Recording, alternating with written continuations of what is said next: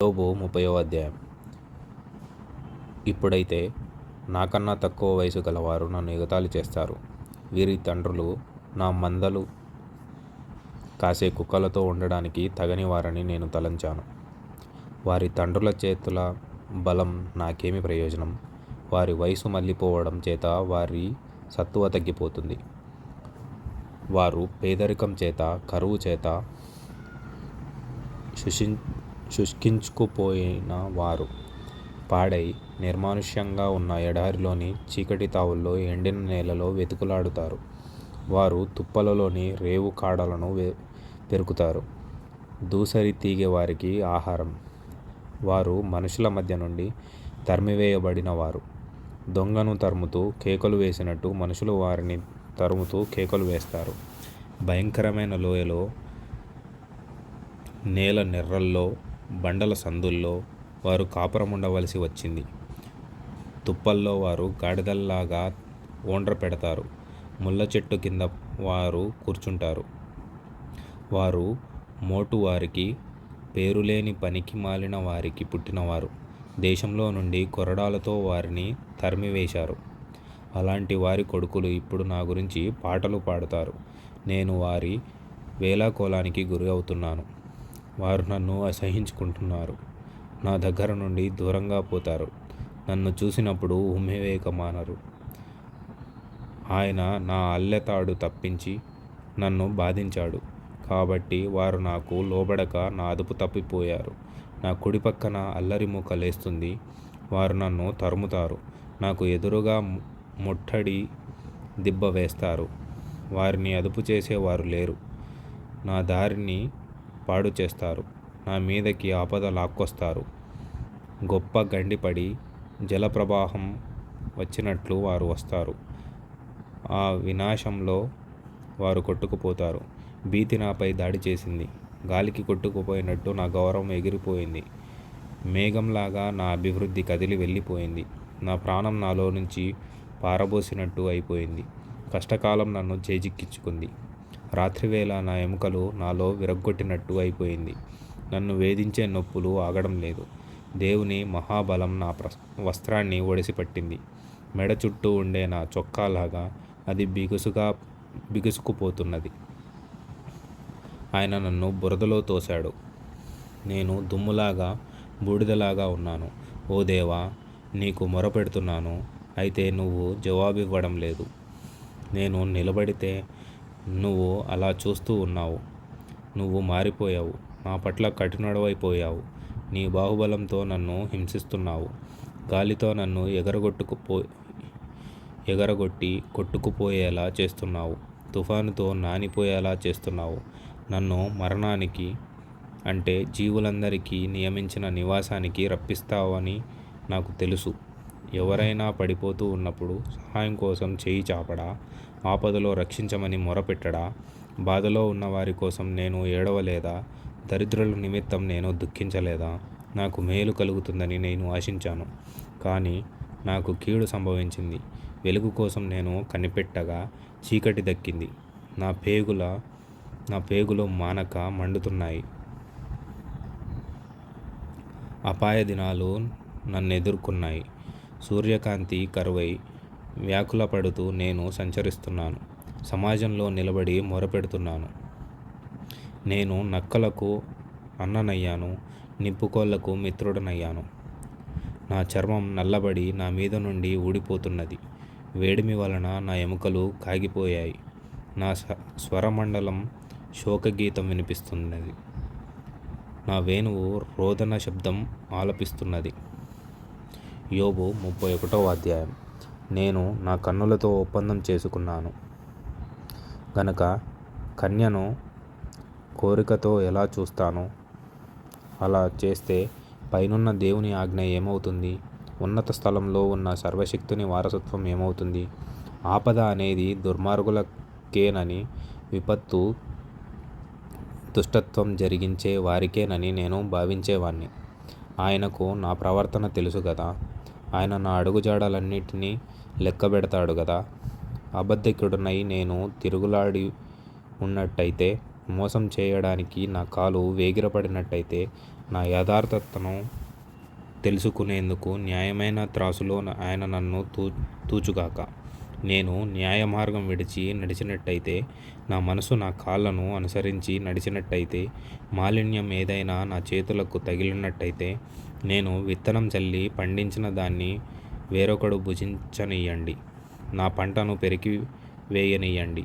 నేను హృదయంలో పరస్త్రీని మోహించినట్టయితే, నా పొరుగువాడి వాకిట్లో అతని భార్య కోసం నేను పొంచి ఉన్నట్టయితే, నా భార్య వేరొకడి తిరుగలి విసురుగాక, ఇతరులు ఆమెను అనుభవిస్తారుగాక. అది భయంకరమైన నేరం. అది న్యాయాధిపతుల చేత శిక్షనొందదగిన నేరం. అది నాశనకూపం వరకు దహించే అగ్నిహోత్రం. అది నా పంట కోత అంతటినీ నిర్మూలం చేస్తుంది. నా సేవకుడైన దాసి అయిన నాతో వ్యాజ్యమాడి న్యాయం కోసం చేసిన విన్నపం నేను నిర్లక్ష్యం చేస్తే, దేవుడు లేచి నాపై తప్పు మోపినప్పుడు నేనేమి చేస్తాను?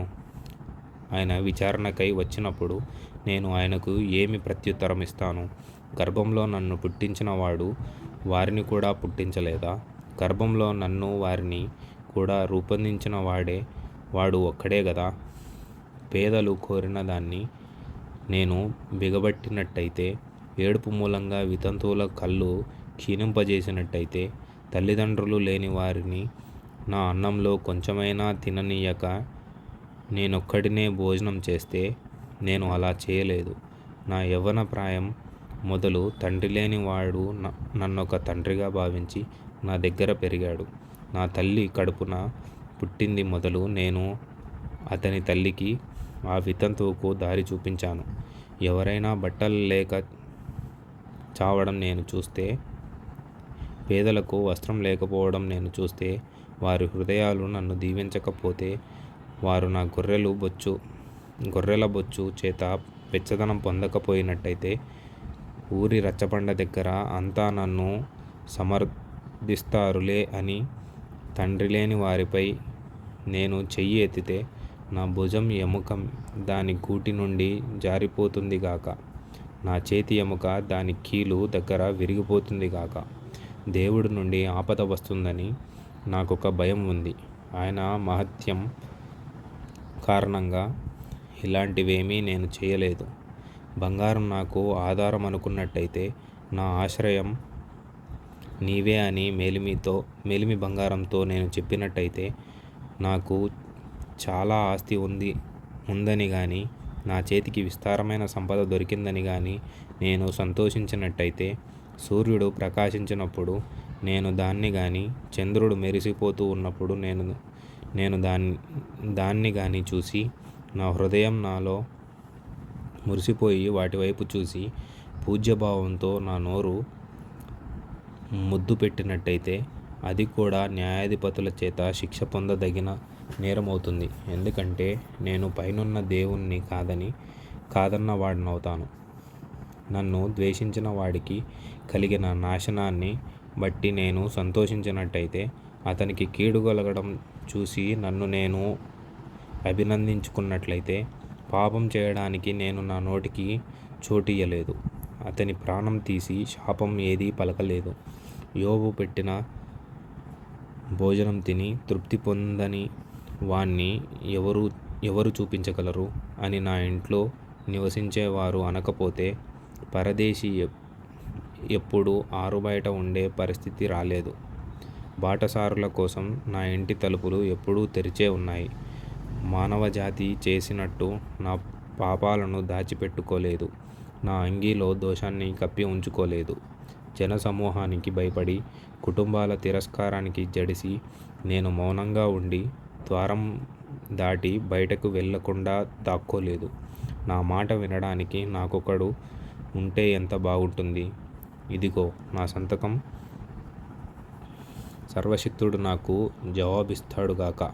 ఇదిగో నా ప్రతివాది రాసిన అభియోగం. ఎవరైనా నాకు చూపిస్తే ఎంత బాగుంటుంది. నిశ్చయంగా నేను నా భుజం మీద దాన్ని ధరిస్తాను. దాన్ని కిరీటంగా పెట్టుకుంటాను. నేను వేసిన అడుగుల లెక్క ఆయనకు తెలియజేస్తాను.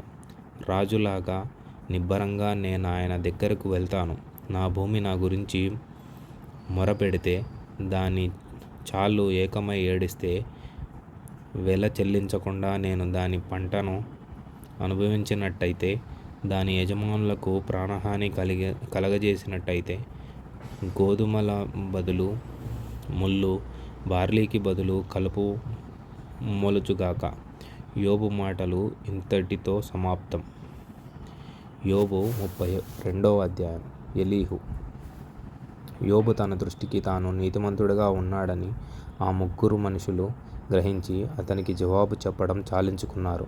అప్పుడు రము వంశస్థుడు, బూజీయుడు, బరకేయేలు కుమారుడు అయిన ఎలీహు యోబు దేవుని కంటే తానే నీతిమంతుడైనట్టు చెప్పుకోవడం చూసి అతని మీద ఎంతో కోపగించాడు. యోబు ముగ్గురు స్నేహితులు ప్రత్యుత్తరమేమీ చెప్పకుండా యోబు మీద దోషం మోపినందుకు వారి మీద కూడా అతడు ఎంతో కోపగించాడు. వారు ఎలీహు కన్నా ఎక్కువ వయసు గలవారు గనక అతడు యోబుతో మాట్లాడాలని ఎదురు చూస్తున్నాడు. అయితే ఆ ముగ్గురు ప్రత్యుత్తరమేమీ ఇయ్యక పోవడం చూసి అతనికి కోపం రేగింది. కాబట్టి బూజీయుడైన బరికేయులు కుమారుడు ఎలీహు ఇలా మాట్లాడసాగాడు. నేను వయసులో చిన్నవాణ్ణి, మీరు బహు వృద్ధులు. ఆ కారణం చేత నేను భయపడి నా ఉద్దేశం మీకు తెలియజేయడానికి తెగించలేదు. వృద్ధాప్యం మాట్లాడాలి, అధిక సంఖ్య గల సంవత్సరాలు జ్ఞానం బోధించడానికి తగినవి అని నేను అనుకున్నాను. అయినా నా మనుషుల్లో ఆత్మ ఒకటి ఉంది. సర్వశక్తుడైన దేవుని ఊపిరి వారికి వివేచన కలగజేసింది. వృద్ధులు మాత్రమే జ్ఞానవంతులు కారు. పెద్ద వయసు గలవారు ఒకప్పుడు న్యాయం తెలిసిన వారు కారు. కాబట్టి నా మాట అంగీకరించమని మనవి చేస్తున్నాను. నేను కూడా నా అభిప్రాయం తెలుపుతాను. ఏమి పలకాలా అని మీరు ఆలోచిస్తుండగా నేను మీ మాటల కోసం కనిపెట్టుకున్నాను. మీ అభిప్రాయాలు చెవిని వేసుకోవడం కోసం మీరు చెప్పిన వాటిపై బహు జాగ్రత్తగా ధ్యాస పెట్టాను. అయితే మీలో ఎవరూ యోబును ఖండించలేదు, ఎవరూ అతని మాటలకు జవాబు ఇయ్యలేదు.